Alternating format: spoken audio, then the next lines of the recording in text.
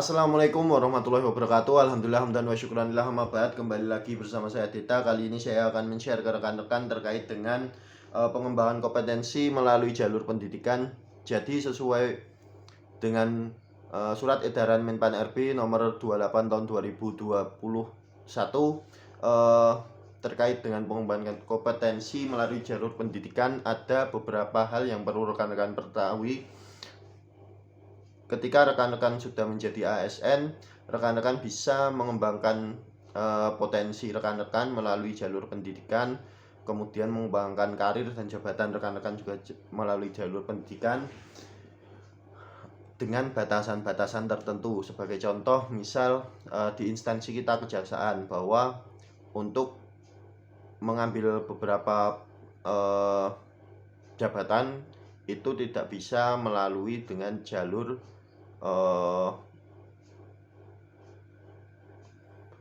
penyesuaian ijazah atau dengan jalur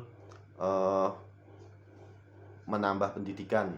Di antaranya adalah salah satunya adalah menjadi jaksa. Kalau jaksa itu diwajibkan dari calon jaksa, sehingga dari rekan-rekan yang bukan jaksa itu tidak bisa, walaupun nanti S1, S2, S3 itu hukum, tetap tidak bisa menjadi jaksa. Itu perlu digarisbawahi. Kemudian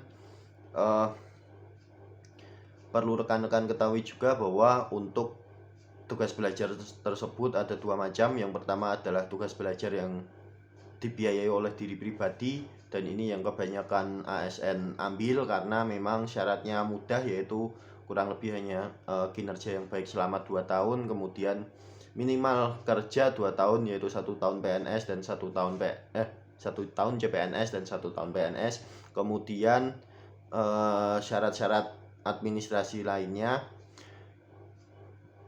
yang terpenting adalah memiliki izin belajar yang disetujui oleh pimpinan langsung.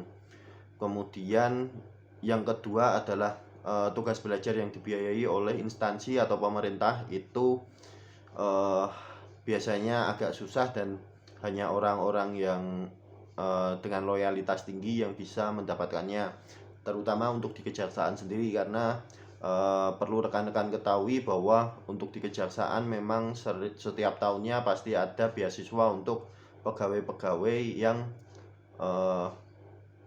memiliki kinerja baik. Sebagai contoh, saya akan membacakan untuk beasiswa yang ada di tahun kemarin, tahun 2023, karena untuk tahun 2024 belum ada. Jadi sesuai dengan surat dari Kejaksaan Agung terkait dengan perekrutan penerima beasiswa luar negeri ITF Kejaksaan tahun 2023 yang dikeluarkan di Jakarta 6 Februari tahun 2023, di mana di sini ada beasiswa dari Fellowship Eka Cipta Foundation yang bekerja sama dengan Kejaksaan dengan tahun anggaran 2023. Itu ada beasiswa untuk pasca sarjana yang akan dikuliahkan ke luar negeri. Untuk perguruan tingginya itu antara lain ada Leiden University, University of Amsterdam, Utrecht University, Maastricht University, Tilburg University, dan University of Groningen. Maaf kalau penyebutan saya salah karena bahasa asing saya masih kurang fasih. Itu dibuka untuk 20 orang, maksimal 20 pegawai kejaksaan, yang mana syarat-syaratnya adalah WNI, kemudian pegawai berprestasi dengan memiliki kompetensi yang ditunjukkan dengan mendapat rekomendasi dari atasan langsung, kemudian dapat menunjukkan LOE dari perguruan tinggi yang dituju untuk masa studi 1 tahun setelah dinyatakan lolos sebagai penerima beasiswa S2 luar negeri Kejaksaan RI. Kemudian usia maksimal adalah 30 tahun bersedia ikut seleksi yang dilakukan Komite Pendidik ETF dan menerima hasil keputusan yang ditetapkan. Untuk persyaratan administrasi adalah usulan dari Kajati, kemudian melengkapi form, pangkat golongan minimal 3B, kemudian memiliki kurikulum vitae, membuat kurikulum vitae, kemudian rekomendasi atasan dari kepala satker, kalau di Kajari ya Kajari, kalau di Kacap Jari ya Kacap Jarinya. Untuk syarat-syarat administrasi lainnya ada salinan kartu penduduk, kartu keluarga, akte, kemudian ijazah, transkrip nilai S1, pas foto, surat keterangan SKCK, surat sehat, surat pernyataan tidak sedang menerima beasiswa, melampirkan estimasi biaya studi sampai lulus, nilai IELTS atau TOEFL. Itu kalau IELTS harus 6,5, kalau TOEFL harus 550 dan sebagainya. Jadi perlu rekan-rekan ketahui bahwa di kejaksaan memang sering membuka, bahkan hampir setiap tahun membuka tugas belajar yang diadakan setiap tahunnya, entah itu di dalam maupun di luar negeri. Untuk di dalam negeri biasanya kalau nggak di UGM itu di salah satu kampus swasta di Jakarta. Kemudian ada beberapa hal yang mungkin rekan-rekan perlu perhatikan ketika rekan-rekan menerima tugas belajar yang dibiayai oleh negara atau oleh instansi. Antara lain adalah ketika rekan-rekan tidak memenuhi beberapa syarat, maka rekan-rekan bisa dihentikan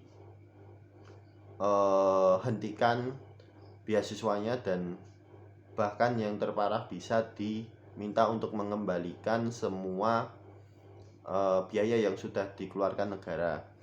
Hal itu antara lain kalau rekan-rekan melakukan pelanggaran-pelanggaran yang dirasa merugikan untuk negara. Antara lain adalah ketika rekan-rekan membuat atau terbukti melakukan tindak pidana, kemudian rekan-rekan tidak melaporkan perkembangan pelaksanaan pendidikan, kemudian rekan-rekan tidak mampu menyelesaikan tugas belajar berdasarkan evaluasi oleh penyelenggara perguruan tinggi, kemudian untuk alasan-alasan tertentu seperti rekan-rekan atau PNS dinyatakan tidak sehat jasmani dan rohani, dan juga tidak bisa melaksanakan pendidikan karena alasan kahar. Hal-hal tersebut bisa membuat rekan-rekan dicopot atau dihentikan beasiswanya, dan sebagian harus mengembalikan yang untuk alasan-alasan tertentu seperti melakukan kejahatan, harus mengembalikan yang sudah rekan-rekan terima dari negara. Maka bagi rekan-rekan yang ingin mengambil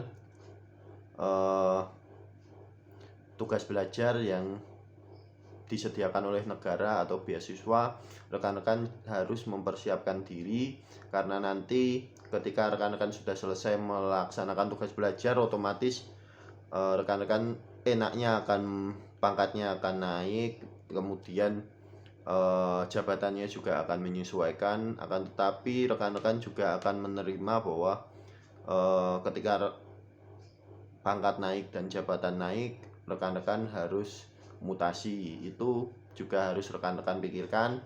Kemudian selama menjalani perkuliahan, rekan-rekan juga harus tetap melaksanakan pekerjaan rekan-rekan yang pekerjaan tersebut tidak bisa atau tidak boleh mengganggu. atau tidak boleh diganggu dengan kegiatan pembelajaran rekan-rekan. Mungkin beberapa hal itu bisa menjadi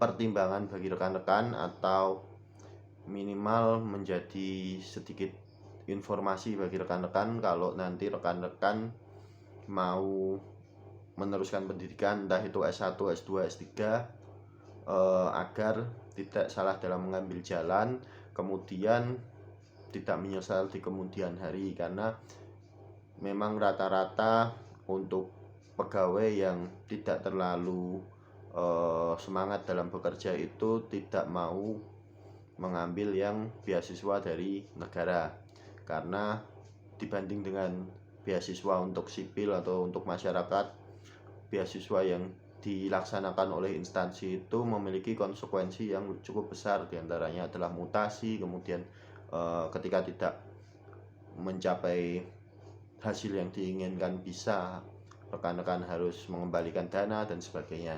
Mungkin cukup sekian yang bisa saya sampaikan terkait pengembangan potensi melalui jalur pendidikan dengan biaya dari negara. Ada salah kata mohon maaf. Wabillahi taufiq wal hidayah. Wassalamualaikum warahmatullahi wabarakatuh.